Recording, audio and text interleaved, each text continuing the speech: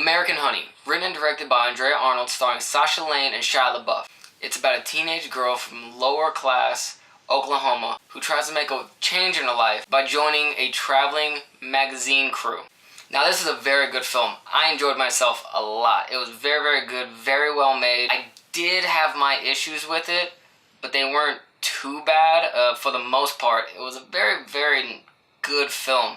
So let me just get the negatives out of the way. This one isn't necessarily a negative. It just kind of threw me off a bit. The film is filmed in a 4:3 aspect ratio, which isn't horrible. It worked well for the film. It's just for the first like 10 or 15 minutes.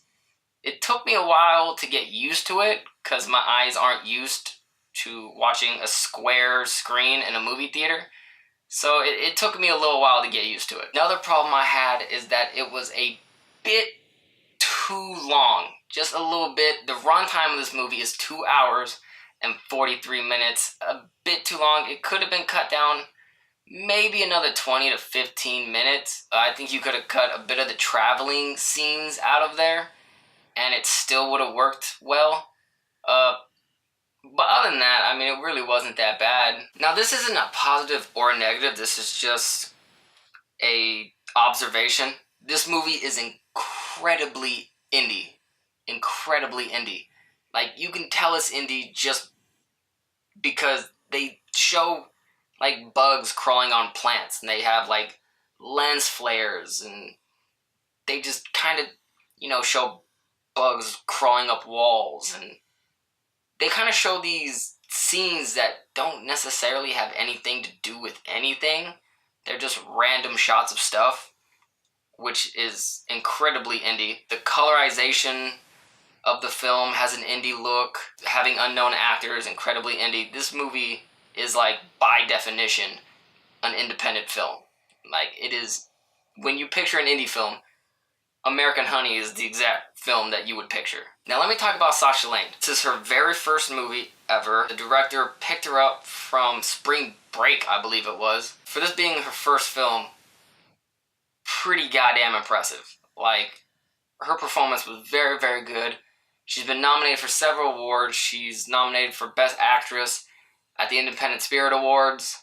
And I believe very deservingly so. It was very well acted by her. She did a great job. Great, very believable. There were some scenes that I didn't think worked for her necessarily. There were some laughing scenes that you can tell the laughter was kind of faked. Like, the laughing wasn't necessarily very believable by her. But other than that, she pulled it off very... And there's a lot of... Well, there's two... No spoilers, but there's two, like, sex scenes in this movie that are very, very... Not graphic, but personal. Like, if someone told me they were really having sex on... the scene, I'd believe it. It looked so real. The sex scenes looked incredibly real. Nothing in this movie looks fake. No actor looks like they're faking. It's just so impressive. Now, I don't like to do spoilers, so there's going to be no spoilers, but there is one scene in this movie that at first glance didn't really seem like it worked. Not that it didn't work, but it seemed unbelievable. But thinking about it later on, you can kind of make yourself believe it. But there's a scene where Shia LaBeouf's character and Sasha Lane's character commit a pretty big crime, and nothing happens. Like, nobody gets caught, police don't get called, nothing happens from it. So that scene kinda is like, okay, well, that would kind of never happen. But when you kind of really think about it and kind of think about the people that they are and kind of how they move around, you can kind of make yourself believe it. But that part, it was a good scene, well acted. It had nothing to do with the direction or the writing of the scene. It was just the believability of the scene. It kind of wasn't extremely believable. Now, the cinematography for this movie, which has also been nominated for several awards, including the Independent Spirit Award, is very, very good. Cinematography is beautiful. The shots are beautiful. The lighting, which was mostly natural light, was used perfectly. Like, used perfectly. There was absolutely no problem with the lighting or the cinematography. There were a lot of close-ups used, which I read. That's why it was filmed in a 4:3 ratio, was to emphasize the close-up, so it would cut out the excess scenes on the sides. And it worked. It worked. Like, literally, it would just be their faces on screen, and there'd be nothing around them. You could see their facial features, you could see their expressions perfectly without any noise on the sides.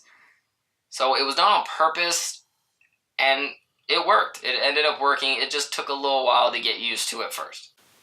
So my overall views is I liked the movie a lot. I really, really, really enjoyed it. I do have very subtle issues with it, but they weren't so blaring that I, ignored everything else. It was very well made, very well directed, very well written, very well acted. Just a few issues, but other than that, great film.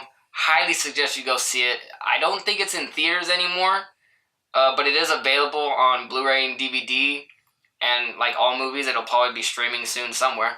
So just when you get a chance, make sure to watch it. So I'm going to give this film an 8 out of 10. Now, this film is definitely not for everybody. Like I said earlier in the video, it is extremely indie.